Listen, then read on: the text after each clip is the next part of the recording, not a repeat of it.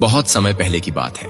एक घना जंगल था जहां हर जानवर खुद को सबसे महान समझता था, लेकिन वहीं रहता था एक नन्हा चूहा, नन्हू, जिसे कोई नहीं पूछता। नन्हू चुपचाप, शांत और बहुत ही समझ। बहुत समय पहले की बात है।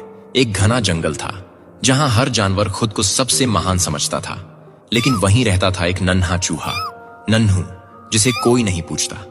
नन्हू चुपचाप, शांत और बहुत ही समझदार था, लेकिन उसे कभी किसी ने गंभीरता से नहीं लिया।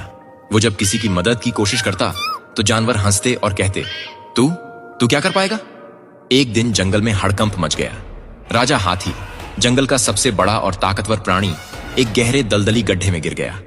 शेर, भालू, भेड़िए, सबने कोशिश की, लेकिन हाथी बहुत गहराई में था। रस्सियां खींची गईं, पेड़ गिराए गए, कुछ काम नहीं आया। तभी सबके बीच से नन्हू चूहा धीरे से आगे आया। सारे जानवर हंस पड़े।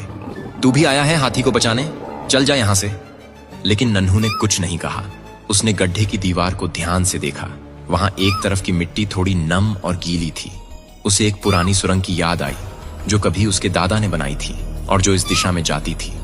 नन्हू चुपचाप वापस मुड़ा और भागा अपने पुराने बिल की ओर। वहां से वो सैकड़ों मीटर लंबी एक संकरी सुरंग में घुस गया।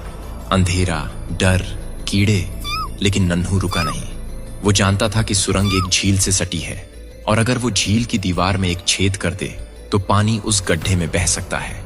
नन्हू ने अपने पैने दांतों से दीवार की मिट्टी कुतरनी शुरू की। धीरे धीरे कण कण मिट्टी हटी और आखिरकार एक पतली सी धारा बहने लगी। थोड़ी ही देर में झील का पानी गड्ढे की तरफ बह गया। पानी ने गड्ढे की एक तरफ की मिट्टी गीली कर दी और कुछ ही देर में वहां ढलान बन गई। हाथी समझ गया, यही मौका है। वो धीरे धीरे अपने भारी शरीर को उस गीली ढलान पर चढ़ाता गया और आखिरकार बाहर निकल आया। सारे जानवर हैरान थे। शेर बोला, ये कैसे हुआ? हमने तो सब कोशिश कर ली थी। तभी मिट्टी में से एक छोटी सी पूंछ हिली और बाहर निकला नन्हू चूहा, कीचड़ से सना लेकिन मुस्कुराता हुआ। हाथी ने अपनी सूंड से नन्हू को उठाया और सबके सामने कहा, ताकत से नहीं, समझ से रास्ता निकलता है और जिसे तुम छोटा समझते हो वही सबसे बड़ा काम कर जाता है।